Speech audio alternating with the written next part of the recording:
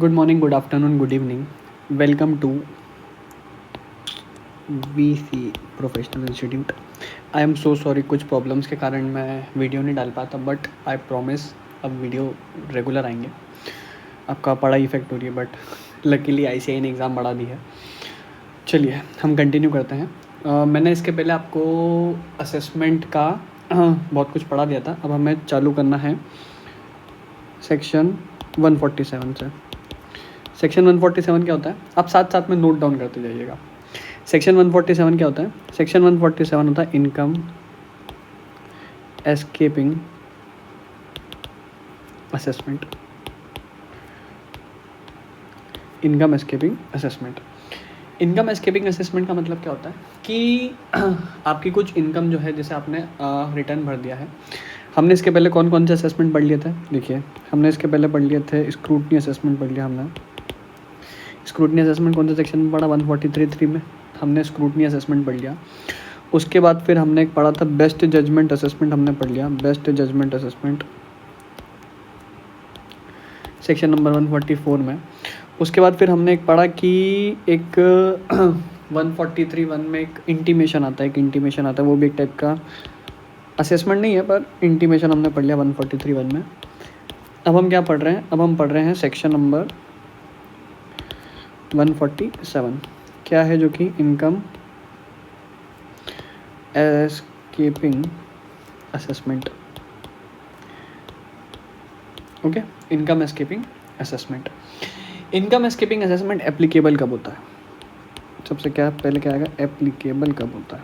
Income escaping assessment applicable जब होगा जब असेसिंग ऑफिसर के पास क्या होंगे? Reasons to believe. क्या होंगे? रीजंस टू बिलीव होना चाहिए असेसिंग ऑफिसर के पास कि कोई सी भी इनकम जो है वो एस्केप करी असेसमेंट। कोई सी भी इनकम जो है वो एस्केप करी असेसमेंट, तो वो क्या करेगा? आपको नोटिस देगा और आपसे जवाब मांगेगा, ठीक है। या फिर ऐसा है कि वो 147 में क्या कर सकता है? 147 में लॉस को रिकम्प्यूट कर सकता है, मतलब रिकम्प्यूट कर सकता है लॉस, या फिर डेप्रिसिएशन अलाउंस भी रिकम्प्यूट कर सकता है, मतलब लॉस या फिर डेप्रिसिएशन अलाउंस रिकम्प्यूट कर सकता है, ठीक है। क्या कर सकता है? रिकम्प्यूट। एक मिनट, क्या कर सकता है? रिकम्प्यूट कर सकता है। लॉस या फिर डेप्रिसिएशन अलाउंस क्या कर सकता है? रिकम्प्यूट, ठीक। अब इनकम सिर्फ वही इनकम जिसके लिए नोटिस दिया है क्या? वही नहीं, ऐसी इनकम भी जो कि अदर इनकम भी कर सकता है, जो कि प्रोसीडिंग्स में पता चली है।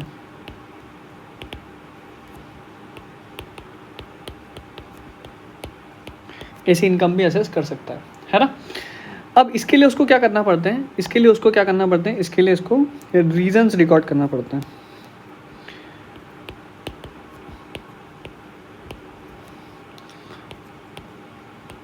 Reasons for the same. इसके लिए उसको मतलब नोटिस भेजने के पहले रीजंस रिकॉर्ड करना पड़ता है। नोटिस भेजने के पहले क्या करना पड़ता है? रीजंस रिकॉर्ड करना पड़ता है कि आप क्यों भेज रहे हैं नोटिस, ठीक है। अब अदर इनकम आप तब भी असेस कर सकते हैं, भले ही आपने रीजंस रिकॉर्ड करे कि नहीं, मतलब ये भले ही रीजंस रिकॉर्ड करे हो या नहीं, ठीक है, ये तब भी अपन कर सकते हैं। ओके,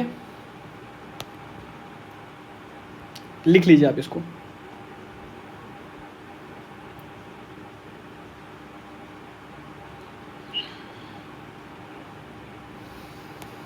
ठीक है, अब आगे चलते हैं। टाइम लिमिट क्या होता है? टाइम क्या है? अगर आपके केस में 143(3) या फिर 147 हो चुका है,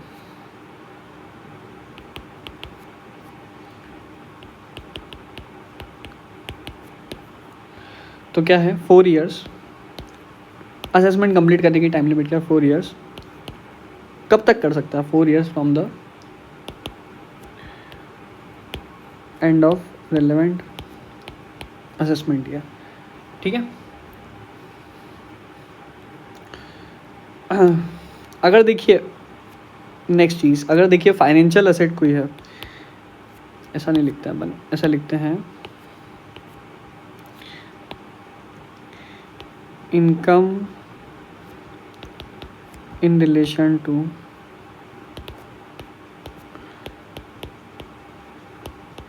फाइनेंशियल एसेट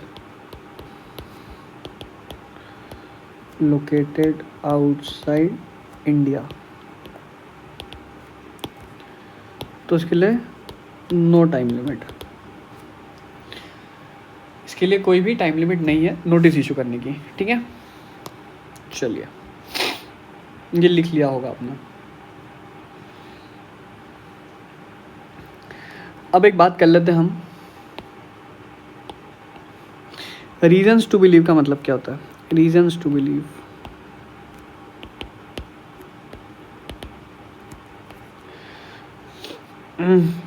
क्या सिर्फ सस्पिशन के बेसिस पे आप कर सकते हो क्या? नहीं कर सकते।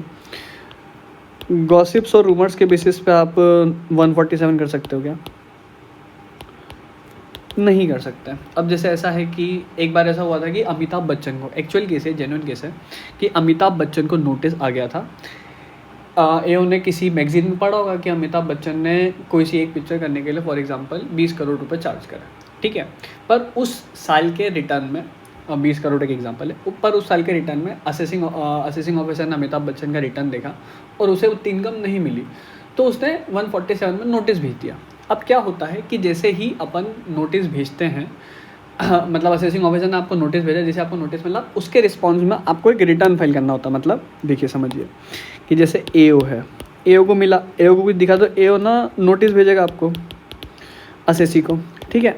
एओ असेसी को नोटिस भेजेगा, असेसी इसके रिस्पॉन्स में एक रिटर्न फाइल करता है अंडर सेक्शन 148, अंडर सेक्शन 140 एक रिटर्न फाइल करता है, ठीक है। अब इस रिटर्न को फाइल करने के बाद असेसिंग ऑफिसर के पास ये जिम्मेदारी बनती है कि ये रीजंस बताए कि क्या रीज़न थे, मैंने आपको नोटिस क्यों भेजा, ऐसा वो रीज़न उन्हें डिस्क्लोज करना पड़ता है। पर अब जैसे ही उन्होंने रीज़न बताया, वैसे ही अमिताभ बच्चन जी कोर्ट में पहुंच गए, ठीक है, और उस नोटिस को क्वेश करवा दिया कि ये सिर्फ मियरली गॉसिप्स, या फिर अब जो मैगजीन्स होती है वो क्या होती है, गॉसिप्स और रूमर्स ही होती है कि रूमर्स के बेसिस पर आपने नोटिस भेजा है, नोटिस गलत है। उस केस में अमिताभ बच्चन जी जीत गए थे, ठीक है। उसके बाद फिर एक और चीज़ बोलूँगा मैं कि यहाँ पर क्या लिखा हुआ है, रीजन्स टू बिलीव है, रीजन्स टू बिलीव है, ना कि रीजन्स टू सस्पेक्ट। मतलब सस्पिशन नहीं होना चाहिए ना, रीजन टू सस्पेक्ट नहीं है, ठीक है।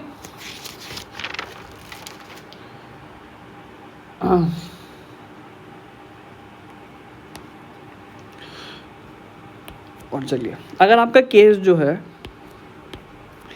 वो उसका कुछ appeal, reference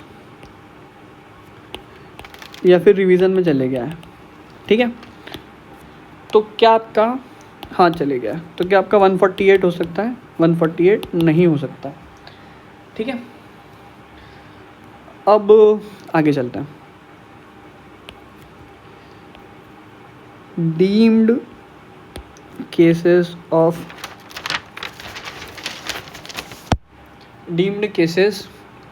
of escaped assessments, कुछ असेसमेंट के केस जो ऐसा मान लिया जाता है कि इनकम एस्केप हुई है, ठीक है। सबसे पहला रिटर्न फाइल नहीं करा आपने, ROI not filed, case number 1, ठीक है। केस नंबर 2 हुआ, पॉइंट नंबर 2 हुआ, आप लिखते जा रहे हैं, है ना, आप लिखते जाइए। उसके बाद फिर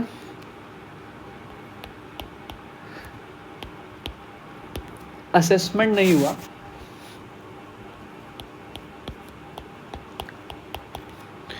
पर एओ के हिसाब से कुछ गड़बड़ है, रीजन्स टू बिलीव हैं, क्या है? रीजन्स टू बिलीव है, रीजन्स टू बिलीव तो होना ही चाहिए भाई, ठीक है। आप बोलेंगे कि मैं हिंदी में क्यों लिखता हूँ। देखिए ये चीज़, ये जो लेक्चर्स है ये सिर्फ मेरे आपको कुछ जल्दी जल्दी समझाने के हिसाब से है। आप पढ़ना है तो आपको मेन बुक से ही पड़ेगा, पर इसमें भी मतलब मैंने सब कुछ कवर कर रखा है, मतलब 80-85% कवरेज है पूरा, ठीक है। तो सिर्फ समझने के हिसाब से आप लिखते चलिए कि शॉर्ट शॉर्ट में आपको समझते चलेगा, इसलिए मैं हिंदी में भी लिख देता हूँ बहुत सारी जगह, ठीक है। पॉइंट नंबर 3, असेसमेंट हुआ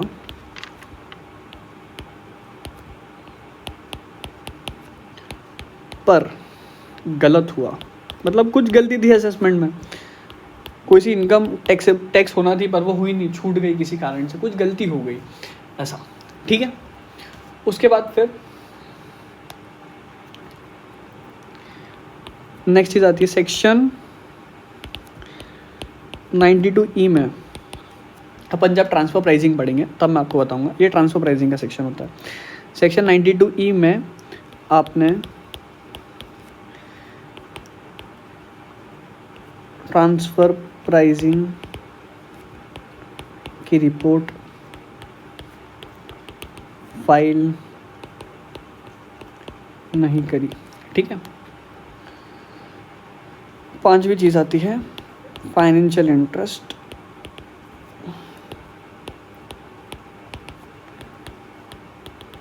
आउटसाइड इंडिया।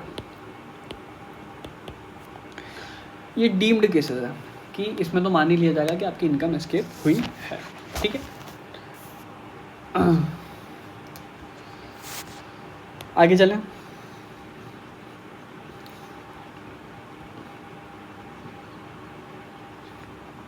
एक सेक्शन होता है सेक्शन नंबर 148। क्या सेक्शन होता है कि issue of notice.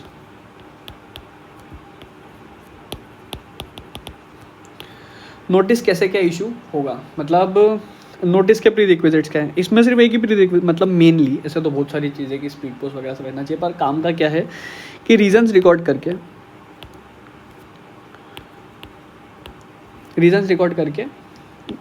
He issue होगा नोटिस, ठीक है। मतलब क्या प्री रिक्विजिट है, पहले रीजंस रिकॉर्ड होंगे, पहले क्या होंगे, रीजंस रिकॉर्ड होंगे, उसके बाद ही फिर नोटिस इशू होगा, ठीक है। आगे चलते हैं, चलिए आगे है सेक्शन 149। सेक्शन 149 क्या है? टाइम लिमिट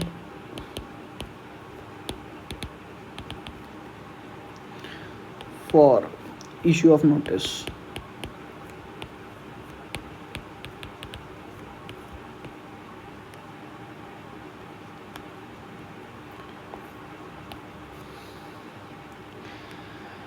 अगर इनकम रिलेट करती है, इनकम इन रिलेशन टू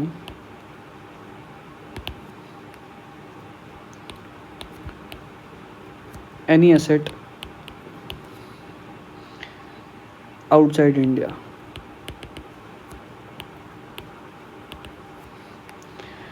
तो क्या आएगा?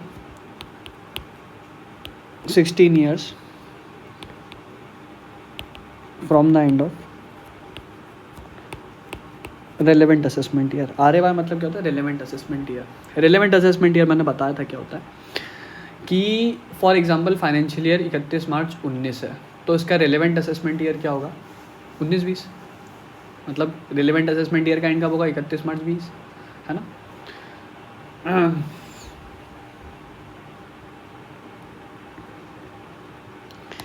अगर income in relation to any asset outside India तो 16 years from the end of relevant assessment year, ठीक है। अब इसके बाद अगर इनकम जो है इनकम एस्केप्ड जो है वो है मोर देन ₹1 लाख, ठीक है। तो इस केस में क्या होगा? 6 years from the end of relevant assessment year, ठीक है। और बाकी केस में मतलब छोटे छोटे केस में, बाकी केस मतलब क्या होता है? छोटे छोटे केस। अदर्स केस में क्या होगा? 4 years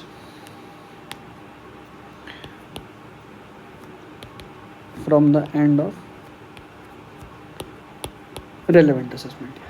ठीक है, आप ये लिख लीजिए अगर आपको लिखना हो तो। मैं एडवाइस करूँगा लिख लेना चाहिए शॉर्ट शॉर्ट में।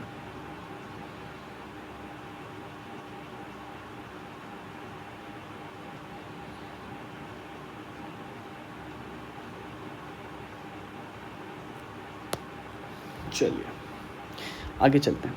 अब इन टाइम लिमिट्स के कुछ एक्सेप्शंस हैं। क्या इन टाइम लिमिट के भी कुछ एक्सेप्शंस होते हैं? हाँ सर, इन टाइम लिमिट के भी कुछ एक्सेप्शंस हैं। एक्सेप्शन नंबर 1, देखिए अगर है ना एक सेक्शन होता है सेक्शन नंबर 163, इसमें क्या है कि जैसे कोई नॉन रेसिडेंट है इंडिया के बाद, जैसे ये इंडिया है, ये फ्यूचर का इंडिया है, मोदी जी के राज में इंडिया गोल है। Sorry bad joke. देखिए समझिए कि अगर कोई नॉन रेसिडेंट है जिसकी इंडिया में इनकम है, ठीक है, जिसकी इंडिया में इनकम है, पर वो क्या है बाहर रहता है, पर इंडिया में इनकम तो कायदे से उसे इंडिया में इनकम टैक्स भरना चाहिए। ठीक है, अब असेसिंग ऑफिसर को मतलब कुछ भी इससे रिलेटेड कि ये इंडिया में आया कि नहीं आया, कैसा क्या है, कुछ मिल नहीं रहा है, समझ नहीं आ रहा असेसिंग ऑफिसर को, पर इसका कोई एक जान पहचान वाला कोई मैनेजर कोई पार्टनर इंडिया में रहता है, तो असेसिंग ऑफिसर क्या कर सकता है? असेसिंग ऑफिसर उस मैनेजर या पार्टनर को इस नॉन रेसिडेंट का उस मैनेजर या पार्टनर को इस नॉन रेसिडेंट का वो एजेंट घोषित कर सकता है। क्या घोषित कर सकता है? एजेंट, और इस एजेंट पर असेसमेंट कर सकता है। ठीक है, अब अगर ऐसा कुछ केस है, एक मिनट,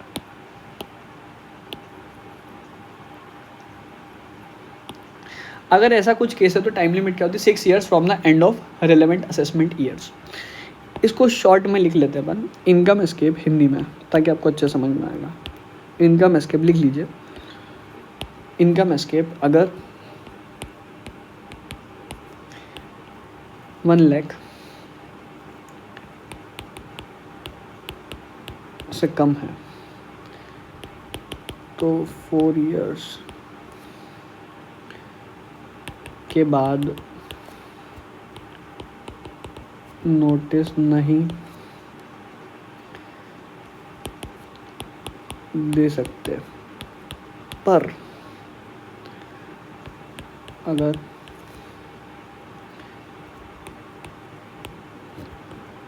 पर्सन को notice as agent of non resident दिया जा रहा है तो notice 6 years from end of relevant assessment year तक दे सकते हैं। ये एक छोटा सा एक्सप्लेनेशन हो गया 4 लाइन का, पर लिख लीजिए आप बस ऐसा।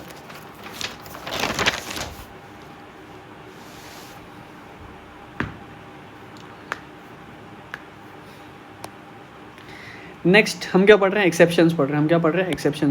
एक्सेप्शंस में नेक्स्ट पॉइंट आता है कि अगर इनकम जो है, इनकम भले ही 1 लाख से ज़्यादा हो, पर फिर भी हम ओनली 4 साल तक कब दे सकते हैं? ओनली 4 years तक कब दे सकते हैं? जब असेसी के केस में पहले ही 143 या 147 हो चुका है, असेसी के पार्ट पे कुछ फेलियर नहीं है, और असेसी ने सारी चीज़ें जब डिस्क्लोज करी है, तब मतलब अब गलती रेवेन्यू के पार्ट पे ही है, कहीं ना कहीं रेवेन्यू के पार्ट पे ही गलती है, या फिर कुछ ऐसा कुछ हुआ नहीं है, मतलब ऐसा नॉर्मल कुछ मेजर कुछ निकलेगा नहीं ऐसा अगर रेवेन्यू को लगता है, तो उस केस में फिर 4 साल की टाइम लिमिट है, एसएससी को रिलैक्सेशन देने के लिए उन्होंने करा है। ठीक है, सॉरी।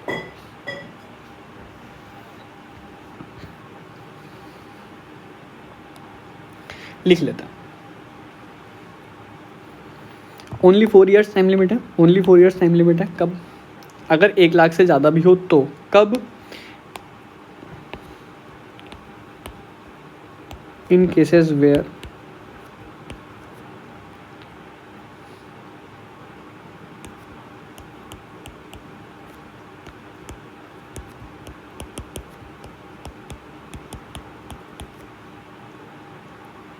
असेसमेंट हो चुका है अंडर सेक्शन 143(3)/147 में, मतलब पहले भी कुछ असेसमेंट हो चुका है। नेक्स्ट चीज़ आती है कि असेसी के पार्ट पे कोई फेलियर नहीं है, असेसी के पार्ट पर कोई फेलियर नहीं है, ठीक है। और असेसी ने सारी चीज़ें डिस्क्लोज करी हैं,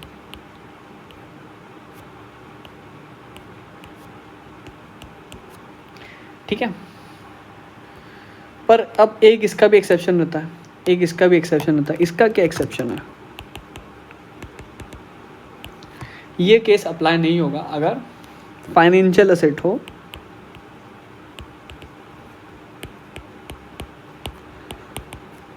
आउटसाइड इंडिया, ठीक है। लिख लीजिए, लिख लीजिए, स्क्रीनशॉट भी ले सकते हैं आप।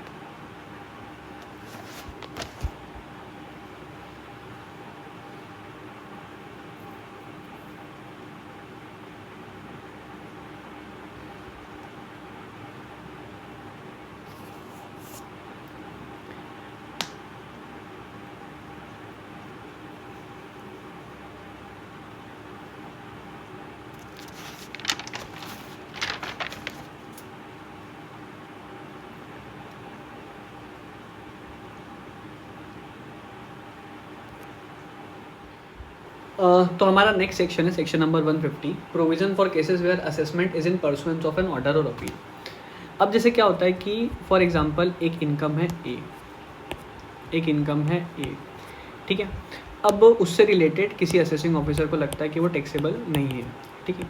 असेसिंग ऑफिसर को लगता है टैक्सेबल नहीं है, अब वो उस बेसिस पे असेसमेंट कर देता है। पर वहाँ की ज्यूरिसडिक्शनल हाई कोर्ट या हाई कोर्ट बोलती है एक डिसीजन में 3-4 सालों बाद कि ये वाली जो इनकम है, इनकम ए वो टैक्सेबल है, ठीक है, इनकम ए वो टैक्सेबल है।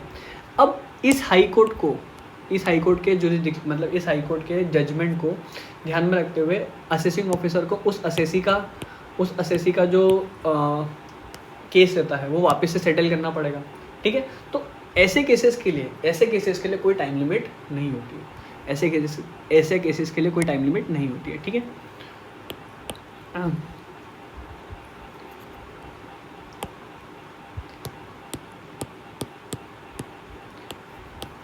अगर एक लाइन में हम इसका सार लिख लें,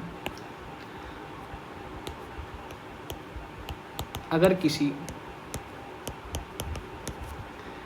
ऑर्डर को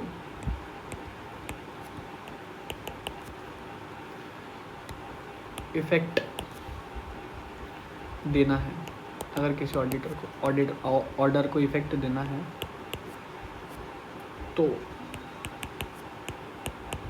उसकी कोई टाइम लिमिट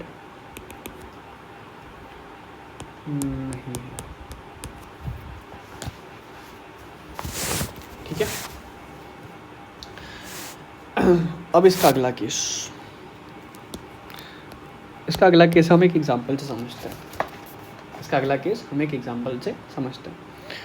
फॉर एग्जांपल एक असेसी है जिसका असेसमेंट ईयर 2013-14 का असेसमेंट कब हुआ? असेसमेंट मेड ऑन 28 मार्च 2015, ठीक है। अब इसमें इसका जो एडिशन निकाला गया वो निकाला गया 3,25,000 रुपये फॉर एग्जांपल। अब इसने अपील करी उसके अगेंस्ट, अपील लॉस हो गया। CIT अपील को अपील करी, अपील खत्म हो गई। अब अगला कदम क्या होता है? ITAT को अपील करें अंडर सेक्शन 254, ITAT को अपील करें। अब ITAT ऑर्डर देती है 26 फरवरी 2020 को, ऑर्डर ऑन 26 फरवरी 2020 कि that income is taxable, income is in year, in assessment year लिखिए, इन असेसमेंट ईयर 2008-2009। ठीक है, क्वेश्चन समझ में आया? असेसमेंट ईयर 13-14 का, असेसमेंट ईयर 13-14 का असेसमेंट कंप्लीट हुआ 28 मार्च 2015 को। इसमें एडिशन निकाला गया 3,25,000 का। उसके बाद उसने CIT अपील को, किसको अपील करी? CIT अपील को अपील करी, जो हार गया वो। उसके बाद फिर उसने अगली अपील करी ITAT को, ITAT को अपील करी। अब ITAT 26 फरवरी को बोलती है कि असेसमेंट ईयर 8-9 का, 8-9 में टैक्सेबल होगी वो, ना कि असेसमेंट ईयर 13-14 में। ठीक है, अभी तक मैंने इतना बताया है। अब असेसिंग ऑफिसर क्या करेगा? अब असेसिंग ऑफिसर को तो टैक्स चाहिए, तो वो असेसमेंट ईयर 8-9 के लिए 147 इशू करेगा। अब असेसमेंट ईयर लिखिए, क्वेश्चन पूरा कंप्लीट कर ही लेते हैं। AO issued notice under section 148 for assessment year 2008-9। ठीक है, इन मार्च 2020। ठीक है, क्या ये नोटिस वैलिड है? बताएं, क्या ये नोटिस वैलिड है? ये मैं आपको क्या पढ़ा रहा हूँ, एग्जाम्पल से मैं आपको क्या पढ़ा रहा हूँ, इसका सेकंड केस क्या का 150 का सेकंड केस जो अपने को पढ़ना है। ठीक है, अब ये 150 सबसेक्शन 2 जो इसका सेकंड पॉइंट है वो ये बोलता है कि देखिए आपको असेसमेंट ईयर 8-9 का केस खोलना है, आपको असेसमेंट ईयर काय का केस खोलना है आपको 8-9 का। ठीक है, अब 8-9 का केस, इनकम 1 लाख से ज़्यादा है, तो 8-9 का केस कब तक खोला जा सकता था बताइए? 6 साल तक खोला जा सकता था। 6 साल मतलब कब खत्म होंगे? 31 मार्च 2015। ठीक है, 31 मार्च 2015 को 6 साल खत्म हो जाएंगे। तो अब 31 मार्च 2015 को आप देख लीजिए कि जिस असेसमेंट, जो ऑर्डर मेनली था, कौन सा ऑर्डर था? ये वाला ऑर्डर था, ये वाला असेसमेंट था जो ऑर्डर था। अगर वो ऑर्डर इस नोटिस, मतलब यहाँ तक आपको नोटिस दिया जा सकता था, तो अगर वो ऑर्डर इस नोटिस के टाइम लिमिट तक कंप्लीट हो जाता है, मतलब असेसमेंट कंप्लीट हो जाता है, तब तो आप असेसमेंट ईयर 8-9 का नोटिस अभी भी दे सकते हैं, ऐसा। ठीक है, समझ में आ गया आपको? एक बार लिख लेते हैं उसको, लिखिए, क्वेश्चन लिख लीजिए पहले।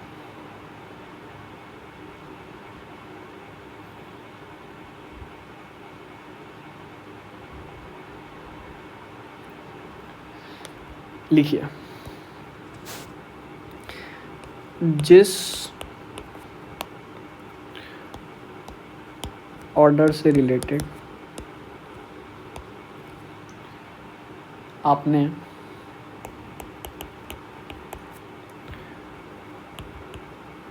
अपील की है,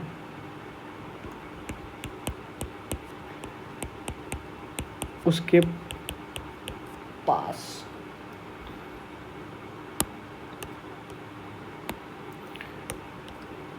पास होने वाले दिन, इन आवर एग्जाम्पल 28 मार्च 2015,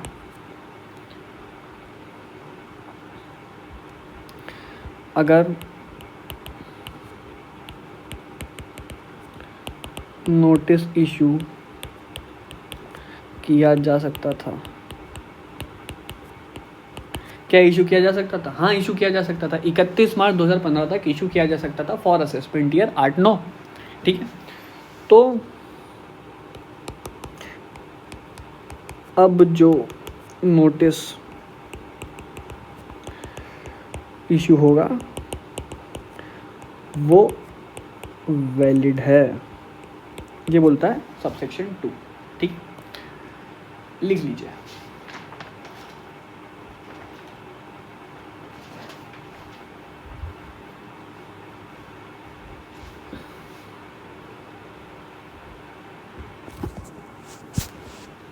चलिए, मैं मानता हूँ आपने लिख लिया होगा। नेक्स्ट, अगला आता है sanctions for issue of notice. क्या है?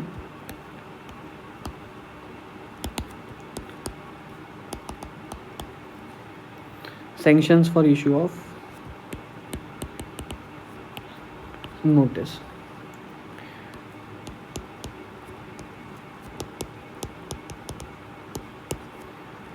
अगर इशू ऑफ नोटिस है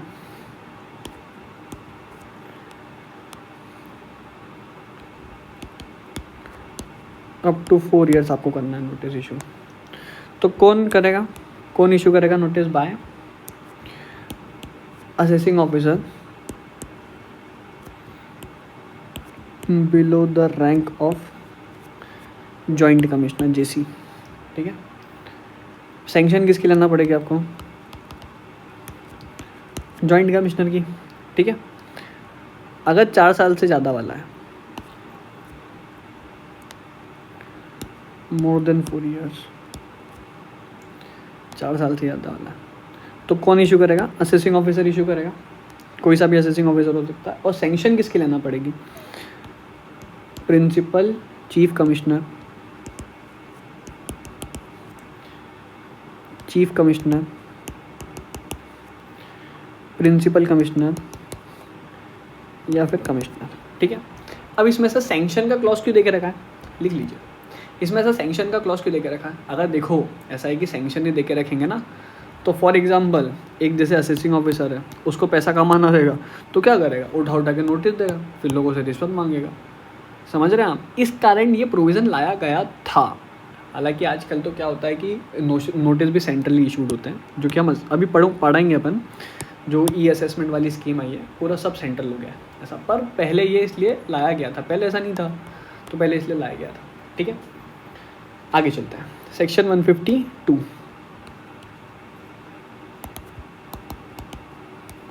कुछ अदर प्रोविजंस। क्या है अदर प्रोविजंस? टैक्स रेट कौन से एप्लीकेबल होंगे? टैक्स रेट्स कौन से एप्लीकेबल होंगे? टैक्स रेट्स उस ईयर के एप्लीकेबल होंगे, of the year, of the respective year, ऐसा लिखिए, of the respective year.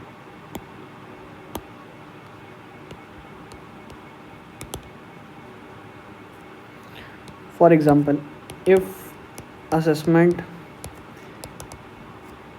Example का लिखना मैं ऐसे ही बदलता हूँ आपको। अगर असेसमेंट जो है, अगर असेसमेंट फॉर एग्जांपल असेसमेंट 7-8 का हुआ है, तो रेट भी कब 7-8 का हुआ है? फॉर एग्जांपल 2014 में, फॉर एग्जांपल, तो 14 में 7-8 के 14 और 7-8 के रेट लगे, तो इनकम जो निकलेगी उस पर रेट भी 7-8 के लगेंगे। ठीक है, ऐसा। क्या आप समझ गए? जी हाँ। इसका एक और प्रोविज़न होता है, मुझे समझ नहीं आ रहा है, आप सुन लीजिए बस, आप रफ में लिख लीजिएगा। ठीक है, इसमें एक और प्रोविज़न होता है कि इसको मैं लिखवाऊंगा नहीं क्योंकि वो मुझे इतना इंपॉर्टेंट लगता नहीं है, पर फिर भी आप सुन लीजिए।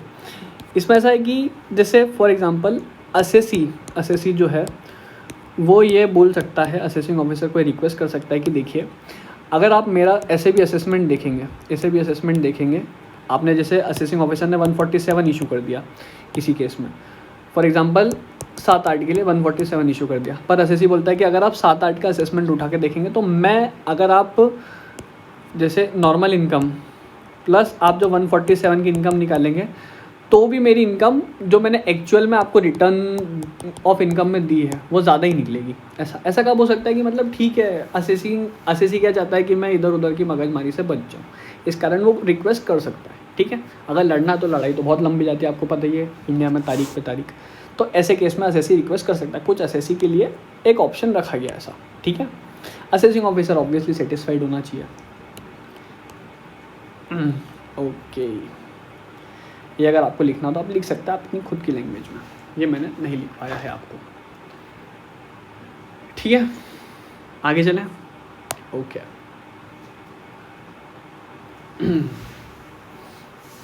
चलिए, अगला जो बात आती है,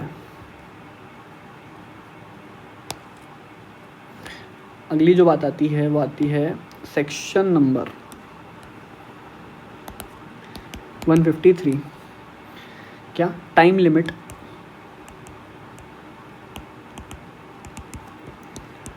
for completion of assessment, time limit for completion of assessment. ठीक है, अब सबसे पहला किस चीज़ की बात कर रहे हैं हम? अब हम बात कर रहे हैं section number 143, starting with section number 143 और 144। ठीक है, अब इसमें सबसे पहला क्या केस है? In respect of an order relating to assessment year, मतलब 17-18 के पहले का हो तो 17-18 असेसमेंट ईयर 17-18 के पहले का होगा तो 17-18 के पहले का होगा और अर्लियर 17-18 के पहले का तो क्या है 21 मंथ्स की टाइम लिमिट है। ठीक है, अगर असेसमेंट ईयर 18-19 है तो सिर्फ असेसमेंट ईयर 18-19 के लिए है तो नहीं, असेसमेंट ईयर 18-19 के लिए ये थी 18 महीने।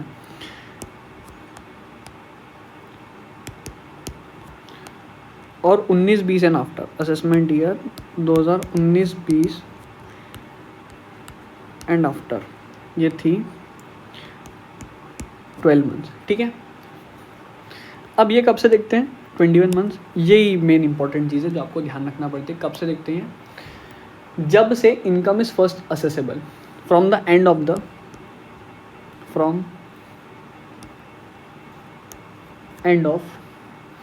assessment year in which income is first assessable। ठीक है, मतलब end of the assessment year से, end of the assessment year से 21 मंथ्स। क्या end of the assessment year से 21 months, end of the assessment year से 18 months, end of the assessment year से 12 months. ठीक है, अब लिख सकते हैं इसको। आगे नेक्स्ट सेक्शन जो आता है हमारा, जिसमें हमने को टाइम लिमिट पढ़ना है, वो पढ़ना है सेक्शन नंबर 147। 147 अगर बिफोर 1/4/19 का देखें तो ये आएगा 9 मंथ्स, और उसके बाद आफ्टर 1/4/19 का देखें कोई भी असेसमेंट है तो ये आएगा 12 मंथ्स। अब इसमें नोटिस इशू से देखते हैं भैया, इसमें क्या, इसमें कैसे देखेंगे? इसमें नोटिस इशू से देखते हैं। From the end of the financial year, from the end of the financial year in which notice is issued. ठीक है, चलिए आप ये लिख लीजिए।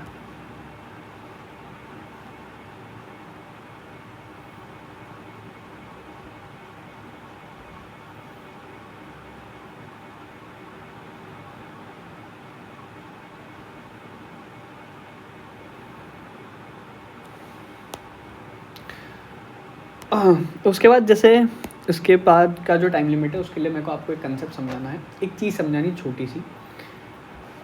क्या चीज़ है मैं आपको बताता हूँ। देखिए, मैंने जैसा कि आपको बोला अभी, इनकम टैक्स जो है वो एक अथॉरिटी बेसिस पे काम करता है। कैसी अथॉरिटी बेसिस की? जैसे हर चीज़ के बीच में, जैसे इनकम टैक्स डिपार्टमेंट है, उसके हर चीज़ के बीच में कौन बैठा है? CIT, commissioner of income tax. For example क्या होता है कि असेसी है ना,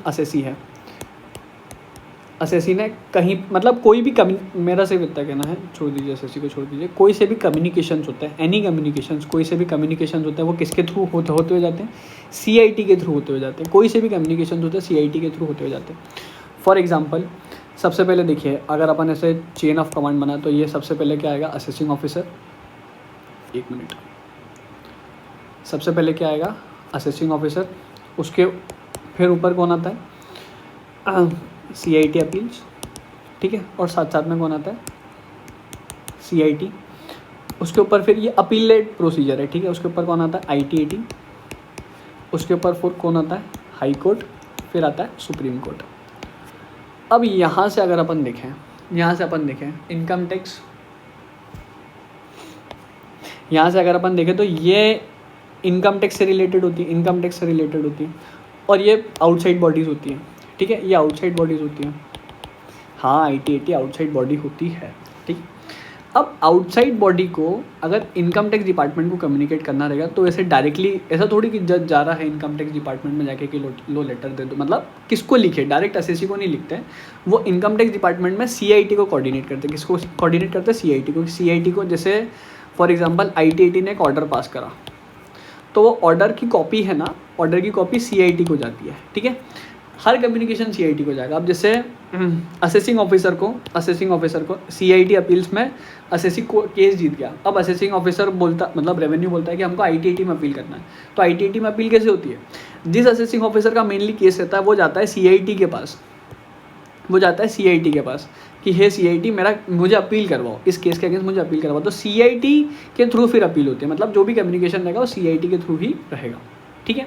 इतना समझ में आ गया आपको? ठीक है। अब आगे का कंसेप्ट समझा देता हूँ मैं आपको।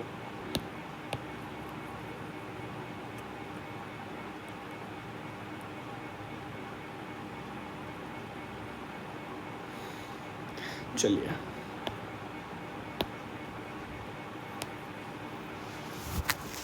अब एक चीज़ होती है कि फॉर एग्ज़ाम्पल 254 में कुछ केस गया, 254 में कुछ केस गया, 263 या 264 में कुछ केस गया। 254 क्या होता है? ITAT जो असेसमेंट करती है 254 में करती है। 263 और 264 CIT खुद असेसमेंट करता है, ऐसा मान लीजिए। अभी ये रिवीजन के सेक्शन होते हैं, CIT इसमें रिवीजन करता है, ठीक है, जो कि अपन आगे पढ़ेंगे। अगर 254, 263, 264 में केस में क्या हुआ कि ITAT या फिर CIT ने असेसिंग ऑफिसर को बोला कि आप जाओ, ये असेसमेंट गलत किया आपने, मैं इसको नहीं मानता, इसको कैंसिल कर दिया, वापस से असेसमेंट करके लाओ। ऐसा होता है, मतलब गलत असेसमेंट करा तो रेफर बैक कर सकता है। इसको क्या बोलते हैं? रेफर बैक करना। क्या बोलते हैं? रेफर बैक करना। अगर असेसमेंट रेफर बैक या फिर कैंसिल कर दिया गया है, ठीक है, और इसकी वापस से असेसमेंट करने का बोला, तो ठीक है, वापस से असेसमेंट करने का बोला, और इसकी टाइम, एक मिनट, फॉर, अब सपोज करिए इसमें भी 2 टाइम है। अगर एक बिफोर, अगर ये है बिफोर 1 अप्रैल 2019, ठीक है, अगर 1 अप्रैल 2019 है तो इसमें टाइम लिमिट क्या रहेगी? इसमें टाइम लिमिट देखो, 2 टाइम लिमिट है इसमें पहली टाइम लिमिट है 9 months फ्रॉम द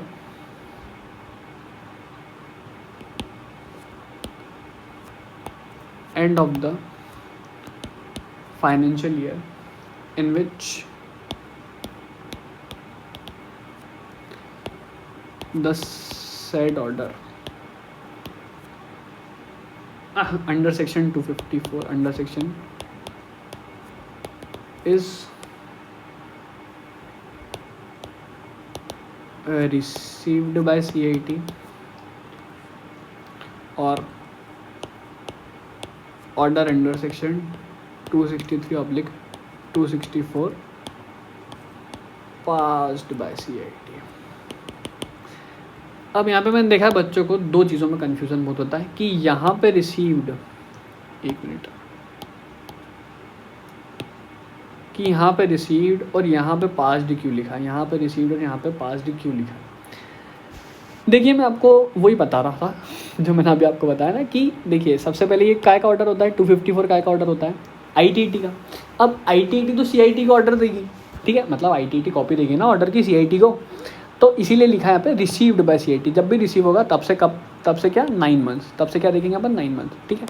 अब वैसे ही 263, 264 काय का होता है? 263, 264 में CIT खुद रिवीजन करता है, तो अब CIT खुद को थोड़ी ऑर्डर देगा, मतलब CIT खुद को कि लाओ भैया मैं खुद को कॉपी लिख देता हूँ, तो ऐसा थोड़ी होगा। इसलिए यहाँ पे लिखा हुआ है पास बाय CIT।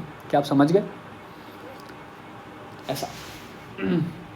अब इसमें ये तो हो गया 9 months अगर बिफोर 1/4/2019 है। अगर इसी में आफ्टर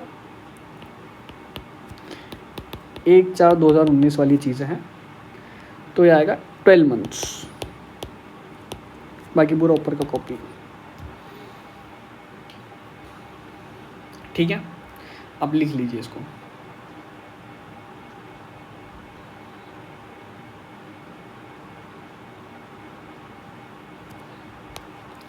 अब ऊपर की सारी टाइम लिमिट लिखिए, sorry,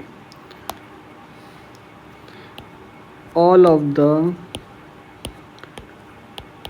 about time limits will be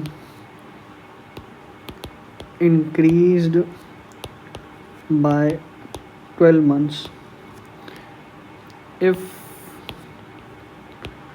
case is referred to transfer pricing officer.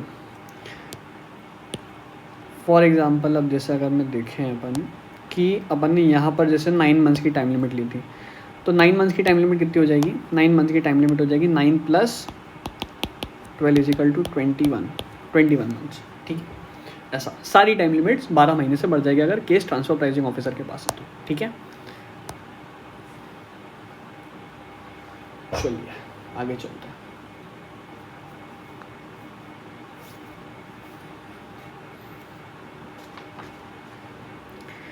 अब जो अगली बात आती है वो आती है कि अगर असेसिंग ऑफिसर को कुछ इफेक्ट देना है ऑर्डर का, effect of order under section 250, 254, 260, 262, 263, 264 का ऑर्डर का इफेक्ट देना है। क्या क्या होते हैं? 250 क्या होता है? 250 होता है CIT अपील्स का ऑर्डर। 254 क्या होता है? IT-AT का ऑर्डर। 260 क्या होता है? हाई कोर्ट का ऑर्डर। 262 क्या होता है? सुप्रीम कोर्ट का ऑर्डर। और 263, 264 तो अभी बताया मैंने, CIT जो रिवीजन करता है। अगर इनका ऑर्डर का कुछ इफेक्ट देना है जिसमें मतलब असेसिंग ऑफिसर को क्या करना है कि मतलब कुछ उन्होंने डायरेक्शन दिया है वो कंप्लाई करना है। फॉर एग्जांपल जैसे कुछ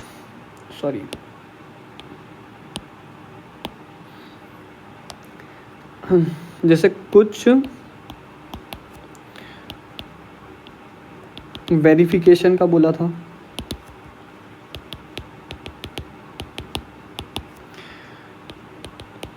या फिर अपॉर्चुनिटी ऑफ बीइंग हर्ट का बोला था,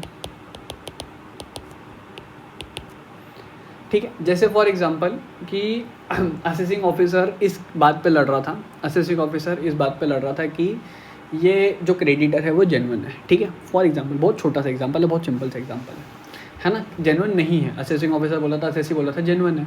अब केस इसी इशू पे बहुत बढ़ गया और उधर चली गया, ठीक है। अब वही ITT ने बोला कि बोला आप ये वेरीफाई कर लो कन्फर्मेशन मंगा के कि ये क्रेडिटर जेन्युइन है ना। फिजिकली वेरीफाई करा, उससे मिलवा लो, अपॉर्चुनिटी ऑफ बीइंग हर्ट ले लो, ऐसा करके क्रेडिटर को वेरीफाई कर लो।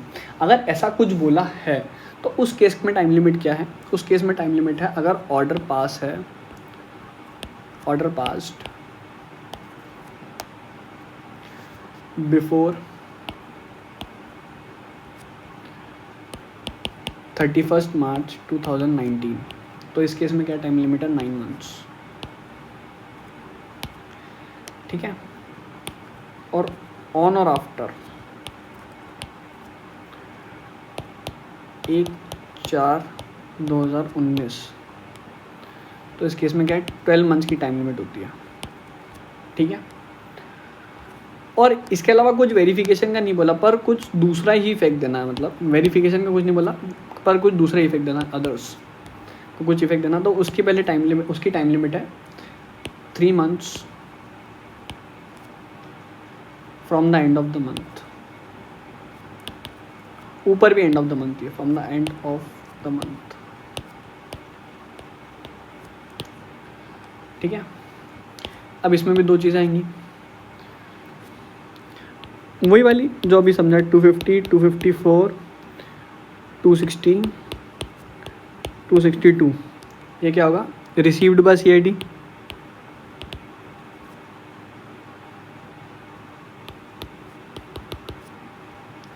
और ऐसे ही 263 और 264 पास्ड बाय CID। इसका लॉजिक मैंने आपको बता दिया, एक छोटा मोटा बेकार सा लॉजिक, ठीक है। इसमें एक्चुअली क्या था कि ये पहले जो टाइम लिमिट थी वो 3 महीने की थी, पहले की टाइम लिमिट 3 महीने की थी, पर फिर क्या हुआ कि वो वेरिफिकेशन वगैरह करने का बोलते थे तो बहुत टाइम लग जाता था, कोई क्रेडिटर आ रहा है नहीं आ रहा है, कुछ दिक्कत है, ऐसा करके ये फिर ये बाद में टाइम लिमिट बढ़ाई गई थी 9 महीने की, कि मतलब अगर कुछ वेरिफिकेशन करना तो 9 महीने की टाइम लिमिट है, और वेरिफिकेशन नहीं करना, नॉर्मली कुछ इफेक्ट देना तो 3 महीने की टाइम लिमिट है, ठीक है। पर ये 3 महीने वाली टाइम लिमिट जो है वो एडिशनल परमिशन लेके 6 मंथ्स तक बढ़ाई जा सकती है, ठीक है।